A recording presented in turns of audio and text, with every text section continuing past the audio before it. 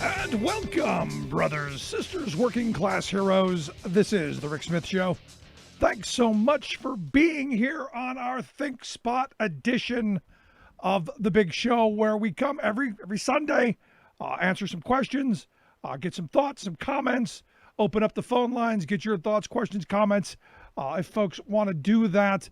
But just an opportunity to reach out, talk to some of the folks who interact with the program throughout the week. As everyone knows, our program is live 9 to 11 p.m. Eastern Time, Monday through Friday. You can get that at thericksmithshow.com or follow us on Twitter at Rick Smith Show, or YouTube or Twitter or right here on ThinkSpot. So thanks for taking a little time of your weekend. And as we move towards the big Thanksgiving holiday, I had to start off with just this insane thing that I saw Ted Cruz tweet out. It's one of these things that just makes me crazy, that there's this fake kind of war going on. It's this image, and I'm looking at this image that Ted Cruz tweeted out as if there's the big war on Thanksgiving, that somehow there's this war going on, and somehow the war on Thanksgiving is happening, and it's the liberals who are just out to. The liberals are taking our Thanksgiving. The liberals are coming for us. They're taking our Thanksgiving, and it's all bad. And it's one of these things that I keep coming back to, that is so infuriating. It's the victimization that you see coming from people like Ted Cruz and the extreme religious right. That's infuriating. Understand, nobody is coming for your Thanksgiving. And this is the part that's just insane to me, that no one's coming for Thanksgiving. No one's going to take your turkey. No one's going to tell you how to worship or any of that. What people are simply saying is, don't be stupid about it. Socially distance. Make sure Granny doesn't die before Christmas. Because, hey, ultimately, I know, ultimately we want people to survive. And I know this is one of those weird kind of moments where I know having other people care about you more than you care about yourself is really difficult. But this is where we are. This is the moment of which we are. And interestingly enough, it seems like I care more about Ted Cruz than Ted Cruz cares about Ted Cruz, because ultimately he's claiming that we're all coming for his Thanksgiving, which couldn't be further from the truth. The reality is I want Ted Cruz to have a very happy holiday. I want him to celebrate with his family as reasonably as possible, and to be thankful for the things that he's been given. I see that, and immediately my mind goes, what the hell is that star? Is that the Star of Jacob? Is that the Epiphany star? What is that? Or is that the Star of Texas? I don't know. But this kind of come and take it macho nonsense, if you're going to put come and take it, at least put your address with it. Because I like turkey legs as much as anyone else. Might come over and invite myself for your turkey legs, thus actually taking it. I mean, it's just nuts where we are at this moment, and I'm so frustrated by what we're seeing coming out of the right. I'm so frustrated by seeing what's coming out of the people who are supposed to know better. These are supposed to be our quote unquote leaders. So this is one of those moments where I'm struggling. Now today, as we're preparing for our Thanksgiving, I came across just this weird juxtaposition. And, often on the show, for those who listen, I talk about the two Americas, those who have and the have-nots. Unfortunately, the haves are taking a lot more, especially at the very top, than the rest of us. But never more did I see bigger differences in the haves and the have-nots Then when I was looking at some Twitter stuff, and evidently on Friday in Aurora, Colorado, and maybe you guys have seen this. In Aurora, Colorado, you had an In-N-Out burger open up. Now, I've been to California. I've had an In-N-Out burger. It's okay. It's not bad. It's actually pretty good. I'm not gonna I'll put it down. Um, is it worth standing in line for 12 hours during a global pandemic for? Is it worth, oh, I don't know, potentially risking your life? I don't think so. And, the thing that gets me is we just haven't, and I'm not quite sure what the point of this is, but 12 hours people were standing in line. Um, 12 hours they're standing in line waiting for the In-N-Out burger to come. And it's one of those things where you just go, is it really worth 12 hours to stand in line for a freaking hamburger? So this is, I guess, one of only two In-N-Out burgers in Colorado. This is the big grand opening, and you had cars literally backed up on the highway. The police department had to put out a sign saying 12 hours. It's going to take 12 hours to get a hamburger. And I'm going, who on a Friday, one, I guess, first and foremost, who's got 12 hours to blow on a Friday to just get a hamburger? Who's got that kind of time? I clearly do not. And look, they're fairly expensive, so there's a boatload of money going in here. And the other part of it is it's done by minimum wage workers. And you just go, you look at all this, and this, to me, everything that's wrong with this country. Now, people will look at this and go, no, Rick, this is everything that's right with America. This is capitalism. This is, consumers getting what they want and what they need and what they demand. And while I understand that, we're in the midst of a global freaking pandemic. Let that sink in. You're literally standing in line, and people are standing in line for hours waiting for a hamburger that they're going to buy. It's not like they're hungry. This is their choice. Now you make the other position that we saw last week, where in Dallas you had all of these people who were lined up for hours waiting to get food from a food bank. And we're talking hundreds of thousands of pounds of food being distributed. They said there was something like 6,000 cars that had lined up for people to get something.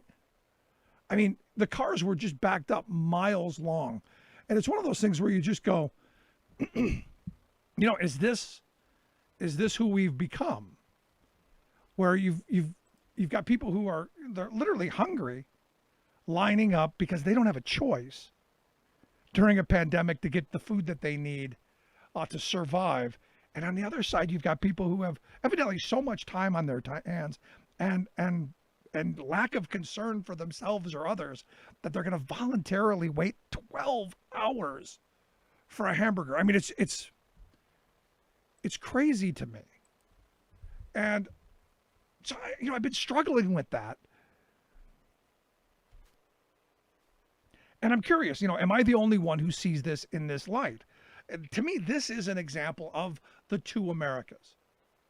This is an example of what a lot of things that are wrong here. Now, you compare this to the story that really flipped me off today. And it was a PBS story that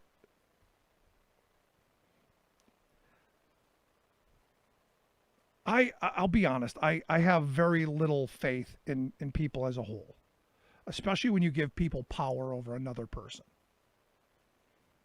But I'm reading through this NPR report, and there's a lawsuit going on.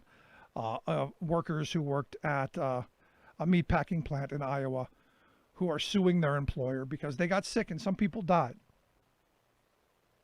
And one of the things that came out of it was an allegation that the guy who ran the plant, the person who was in charge of these workers' safety, had set up a pool, like a dead pool,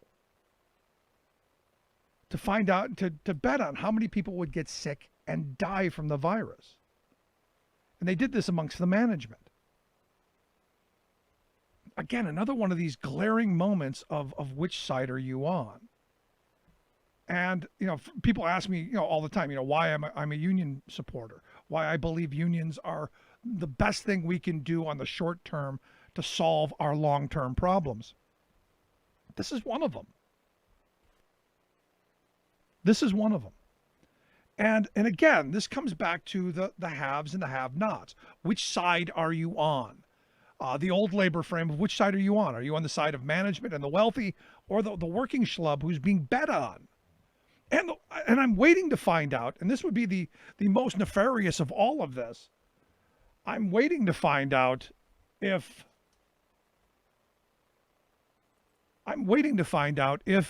they took insurance policies out on these people. That would be the most egregious part of it. It would be the most insane part to me. Anyway, we got a call on line one. I wanted to get to some phone calls. How you doing, and what's your name? Hey, this is Kurt down in Tucson, Arizona. Hey, Kurt, how are you? How are things in Tucson? It's good. It's warm. Lucky you. It's not warm here. So what's on your mind, brother? I was thinking about, when you were talking about the, everyone being drawn to the In-N-Out Burger thing. Today was the first day since the first time I watched the NFL, and I was sitting there watching it. I kept noticing the commercials over and over again, just driving us to consumerism. And, I think a lot of it is the way of thinking that, they put a lot into this to just get us to think about how do we consume more, build that In-N-Out Burger, put that up there, and just get us, it all flows together. And, just in the one game I was watching this morning, there was 4 commercials on BMW. Who's going to get up off their couch and go buy a BMW today? You know what I mean? Not me. Besides the fact that it's not an American-made car. Exactly. I don't have that kind of money. I guarantee you, every one of those BMWs they were showing on that commercial doesn't have a VIN number with a 1 and a 5 in it. Or a 4. 1, 4, or 5 are American-made. You're right. Spot on, man. Are you still there? Yeah, go ahead. Okay. So I want to thank you for, I have a lot of gratitude for your show, and I wanted to share my gratitude for you and your family for the Thanksgiving. And I appreciate that. I've learned a lot from you. And, during this election and the campaigns I worked on here in Tucson, I was really pushing for the candidates for, workers' rights. Arizona's another right-to-work state. And ever since NAFTA, I'm in Tucson, and you can just see the income inequality is just all over the place. And it's been that way ever since the NAFTA first started. Prior to that, here we had Texas Instrument, we had IBM, we had a lot of industry here, and it all left, and there was a lot of promises made just over the top. Everything is going to be so beautiful here. And basically what we got, you go down every street, you got McDonald's, you got In-N-Out Burger, and mattress stores. And, if you came down here and got lost and I was trying to give you directions, I could tell you to, turn left at McDonald's, go left at the other one, that kind of thing. Yeah. And that's what it is. And, all this is, minimum wage stuff. And our legislators here, it's, we've had decades of just nothing. The biggest thing they've done here legislative-wise is the SB 1070 with the immigration thing. The papers, please, yeah. And so that's been it. So let me ask you, So since I've got you here, because you hit on something that I talk about quite often. And it's the deindustrialization that happened, not just with NAFTA, but you can go back to, Carter's deregulation of the airlines and the trucking industries, Reagan's high dollar policy, which encouraged imports to come in and basically crushed some manufacturing in this country during the 80s. The moneyed interests have really they've gotten their way, and this is one of those moments. Do the people that you talk to, do they get that that's where it's come from? Do they get that this isn't just one isolated instance? This is a long-term strategy. You call it neoliberalism if you have to, call it globalization, but this is basically robbing. This is Robin Hood in reverse. right, and most people I talk to, they really, they really don't pay a whole lot of attention to it, and they're lost on a lot of that stuff, and that's part of the problem. It's amazing to me how many people that I come in contact, like knocking on doors and stuff, and how they always want to come at you with, I don't get involved because for whatever reason. And I tell them that, the people you work for, your employer, your insurance, your utilities, those people like you saying that because that's what they want. Yep. And, we're sort of blinded. Arizona's probably, I think we're 47th in education. And, and that right there tells you a lot. My stepson, when he graduated a year ago at the high school, when he was his senior year, when we were talking about his civics class, he was reading out of a book, Rick, that George H.W. Bush was the president. Wow. And Jarrett was born in the year of 2001. So, So W was in office at the time when he's now reading a book where W's father was still in office back in 92, exactly. 80, 89, 90, 91. Jeez. Right. And so, so Jarrett's he's a very smart kid and he's very intelligent. But when we get in a lot of in-depth conversations, I can see how he hasn't been taught a lot of that stuff, and that's where he needed it the most. And so it really lacks a lot of things. When COVID started, prior to that, I was up in Nevada with the Bernie people, and it was there when we got sent home with the COVID, and here it was, we got to stay in, and I'm an outdoor guy, and so getting sent to my room, I'm like, Jesus, what am I going to do? I don't have that kind of way of thinking.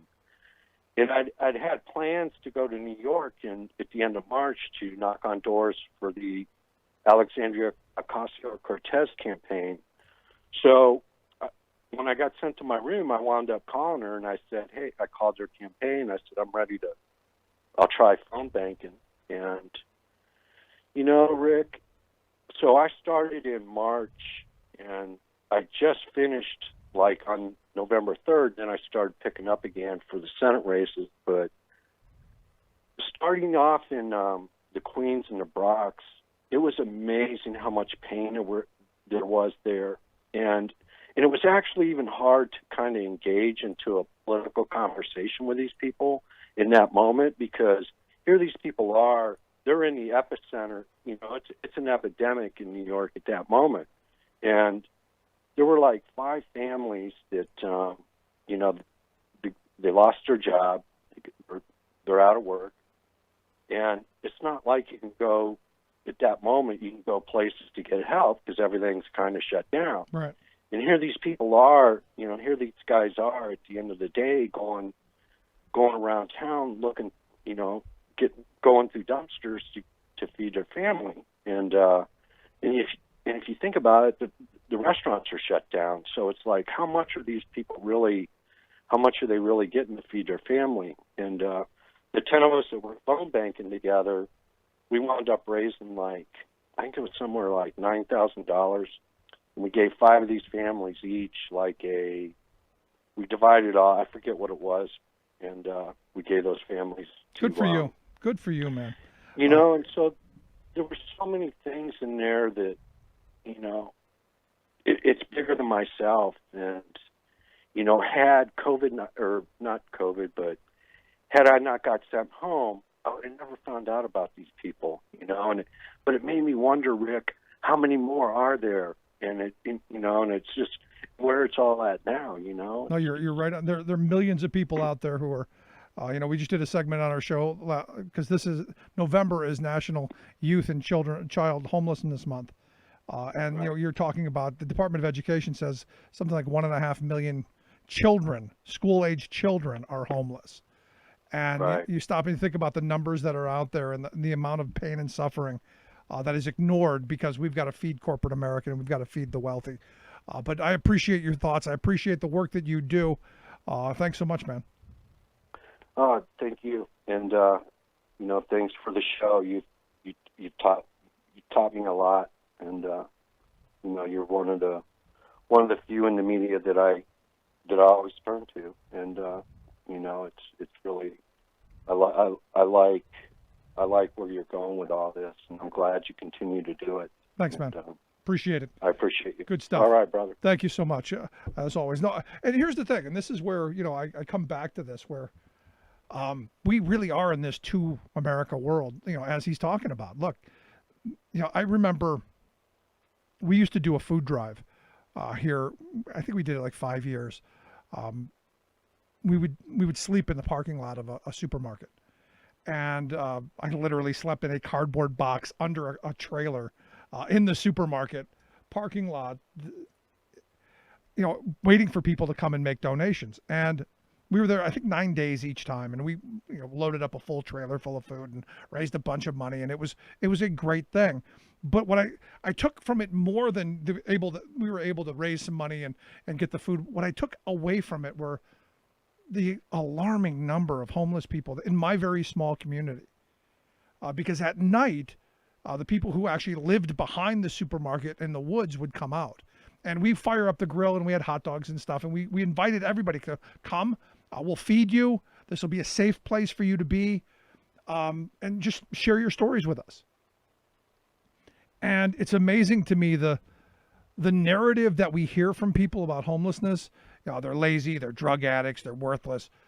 That didn't bear out. What more than anything bared out is they got sick. Or, worse yet, their car broke down. Those are the two number one reasons that people are homeless. They got sick, lost their job. One guy we met, Joe. Joe was a Vietnam vet, worked every day of his life. Granted, he didn't have great jobs, but he worked every day of his life and was a hardworking guy, was actually a conservative Republican his whole life. Had a heart attack, and his employer, after his family medical leave time left him, dumped him. And when he dumped him, his insurance went away. Couldn't afford what Cobra cost because we don't have that safety net. He eventually had to go broke, lost everything. Then he could qualify for Medicaid. Then he could qualify for some food stamps and good luck getting through the housing assistance. So he was homeless. We spent hundreds of thousands of dollars taking care of Joe, working him through his heart attack, and then there were subsequent other illnesses that he ended up having. And here was this very proud man who had served the country, worked his entire life, who is now homeless. And he was a very proud man. He wouldn't admit, that he was in a tough spot. He said, well, we're going to work through it. We're figuring it out. He was always very positive in that way. But here was this guy who was homeless. And nobody was helping him. I mean, we tried to get him, we eventually got him into a VA home where, because he was basically an invalid at the time. And it's disgraceful what we did to this man. And we finally got him into a place, and he passed away, a couple of months later. But at least in those last few months, he had a roof over his head and a meal in front of him. But at the end of the 8 days, we put him up in a hotel for another week afterwards because that's all we could do at the moment while we were working at it. He looked at me and he said, "Thank you. This is the safest I've felt in months. He's sleeping on a blanket in a cardboard box on an asphalt ground in the middle of July, thanking me because for those minutes he felt safe. If that doesn't pull at your heartstring, if that doesn't grab you, especially in this moment of Thanksgiving, and say we can do better, I don't know what will. And homelessness is one of those things that we could solve very simply by just giving people places to stay. But we don't do that because, well, then we're going to encourage people to be sloths and encourage them to do nothing and be lazy, which is ridiculous. I didn't meet many drug addicts. I didn't meet many malcontents. I did meet the family who their car broke down and they were living in their car. And thus they end up losing their job because they couldn't get to work. They got fired because they were late too many times. And there's no public transit in our area, so they were basically screwed there. And as soon as they lost their job, they couldn't go apply for another one. You know, a lot of people seem to forget the invisible capital that most middle class families enjoy. You know, the people who look down on the poor and the homeless. That's the thing that really just, when someone asks me why I'm a liberal, you know, why, you know, because people look at me and I look like I could be a Trump supporter. I can be an angry guy just like anybody else. I can raise my voice. I can slam my fist on the ground.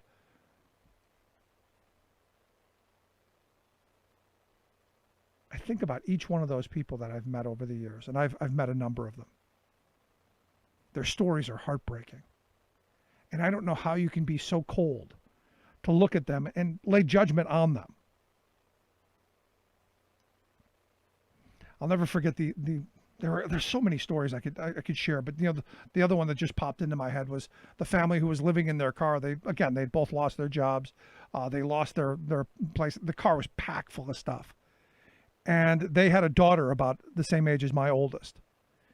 And they came to our place, you know, because someone said, hey, they'll probably give you some food and, you know, maybe might be able to help you in another way. And, you know, we gave them, you know, what they could put in their car so that they could have something to eat for the next couple of days.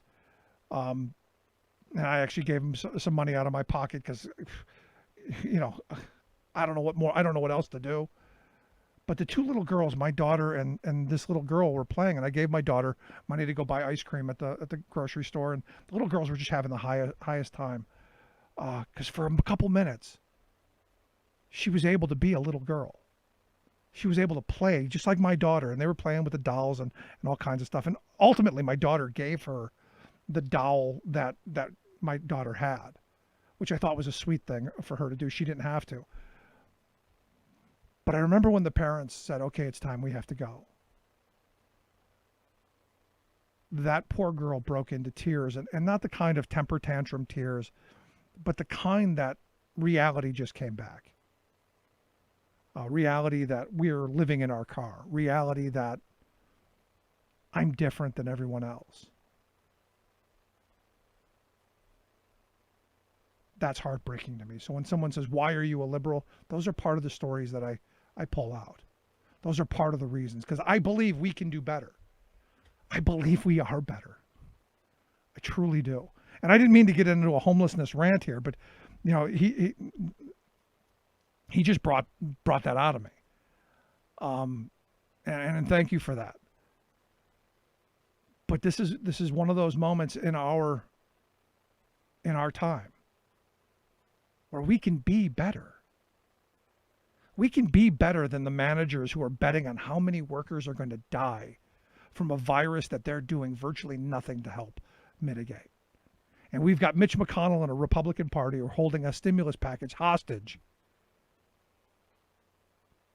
because they want to give those people immunity. They want an immunity shield for those people who are doing nothing to protect the workers on the floor, who we, by the way, we're calling frontline heroes, essential workers? Really? Is that who we are? Is that what we've become? Are we not better than this? So when people ask me, you know, why are you this liberal? because I believe there are things that we can't do individually, and that all of us collectively can. Homelessness being one of those. We could easily build enough facilities to house people, to give them a shelter over their heads. We get people like Ted Cruz. And again, I don't know if it's the Star of Jacob. I don't know if it's the Star of Texas over his turkey. I don't know. I don't know if that's religious code to the extreme. But what happened to giving shelter to the homeless and feeding the hungry and caring for the sick? What happened to that? Because the reality is, in the wealthiest country in the history of civilization at its wealthiest moment, we can, without question, we can solve these problems. We can. The question is will we?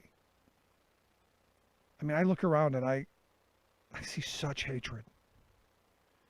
Part of the reason that I came here to Think Spot, part of the reason I wanted to reach out to Trump supporters is I'll take some abuse. I'm okay with that. Is to say, is this okay with you? Is it okay that children go hungry? Is it okay that our veterans go homeless?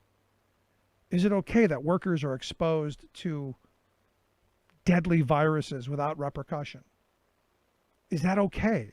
Is that the world you want to live in? Is that the country we are? That during a pandemic, and this is the most bizarre thing that I can think of, that for 12 hours, people are going to, by choice, stand in line to get a freaking hamburger. I get the thousands of people in Dallas who are lined up at the food bank to get what they could get to feed themselves for the next couple of weeks. They don't have a choice. I get that. But to voluntarily say, oh, you know what? Yeah, let's go stand in line for 12 hours to get some freaking hamburger while the pandemic is raging. We've now hit officially 12 million cases of the virus at this point. We've blown past 250,000 people dead from it. Hospitalization rates are through the roof. Many places don't have beds left. We are much worse now than we were at the height of the first wave. And it is going to get worse. And what we have coming out of the Trump administration is a total shit show. It's incredible to me that the Republican Party, now there are some voices. You got Chris Christie now, who has finally found his way of saying, you know, what Trump's doing is a national embarrassment. And it is. The press conference with Rudy Giuliani and the now fired Sidney Powell. Evidently, they're socially distancing themselves from Sidney Powell. But the kicking and the screaming and the whining and the crybaby, poor sportsmanship is just mindless, mind-numbing to me. Look, I've coached sports. I played sports for years from the time I was a kid all the way into college. I've coached all of my kids' sports.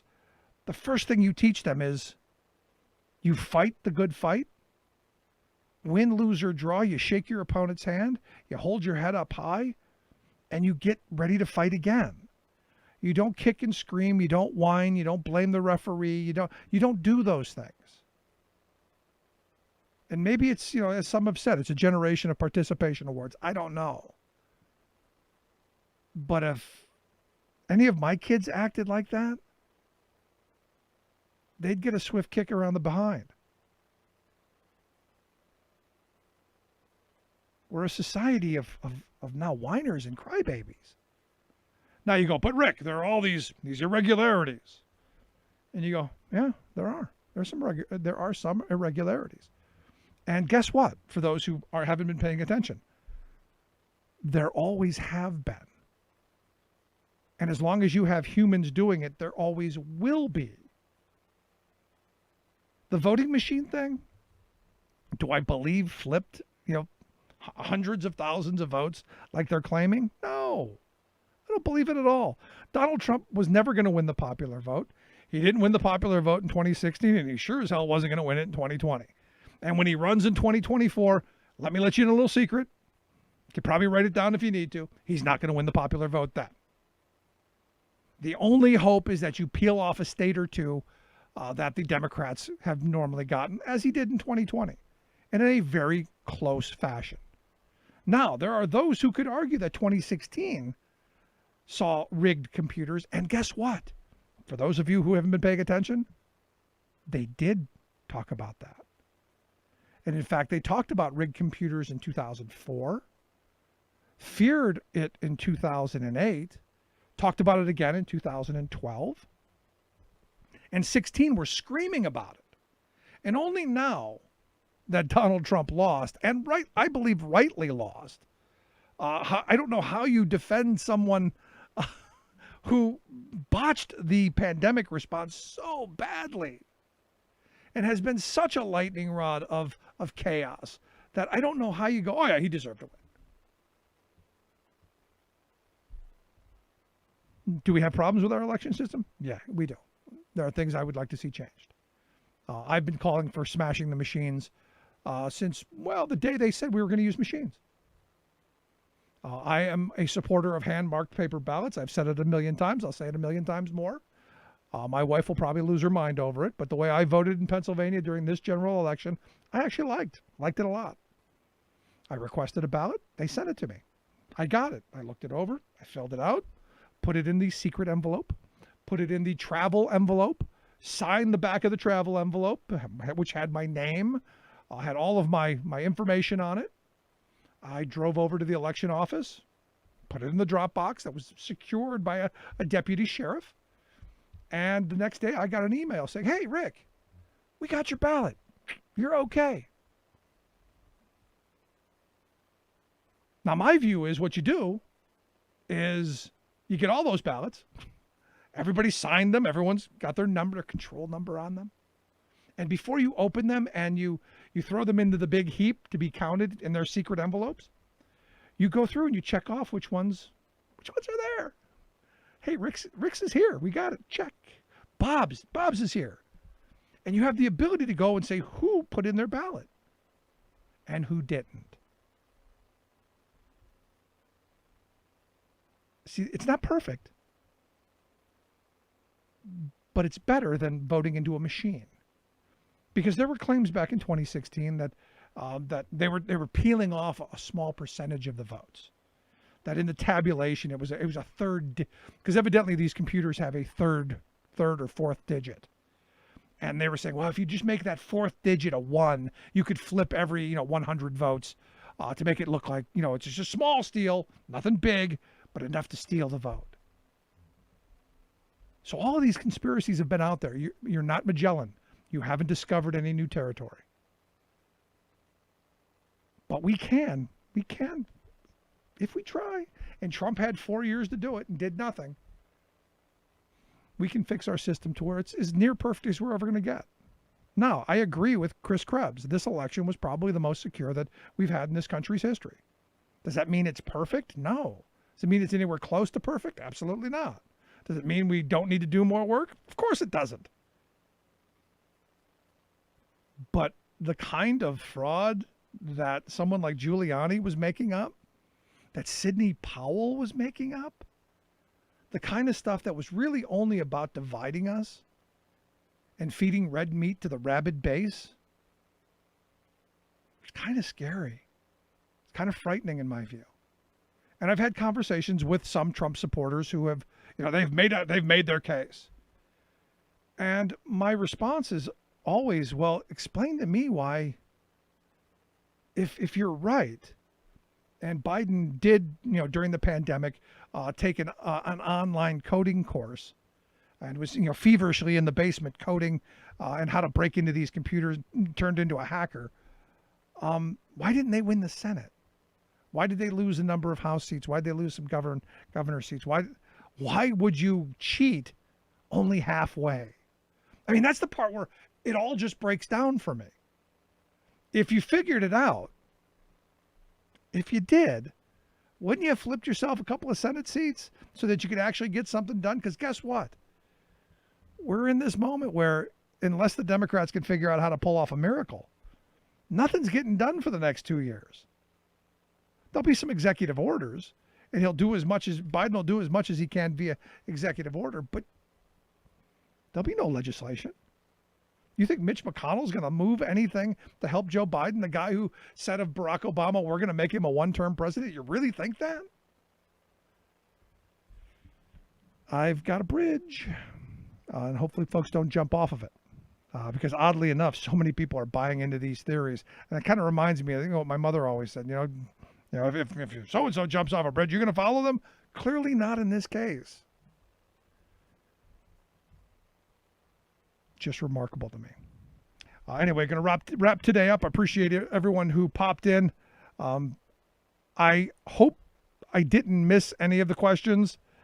It appears that I'm not all that great at the ThinkSpot software yet. I'm getting there. Bear with me. But I hope everyone has a good Thanksgiving, safe, healthy, happy, and that ultimately on the other side, we're truly grateful for what we have. And I talked about this during the show during the week. I'm eternally grateful for everything every opportunity I've ever had. As a kid growing up in the projects who didn't think I'd live to be 30, to now attained what I've been able to do, which is not Jeff Bezos or I'm not super rich, but my kids will never see the kind of horror that I grew up in. At least not when they're children. And for me, that's the American dream. That's something to be thankful for. The fact that my kids will never go to the cupboards and have nothing there to eat. The fact that they're not going to go homeless. And they haven't seen the man's humanity to man that I grew up with. I want that for every child. Yes, even the Trump supporters. I'd love to hear your thoughts, though. You can email me, rick@thericksmithshow.com. The best way to get to me, rick@thericksmithshow.com. Thank you so much. I appreciate you being here. We'll see you back here next time.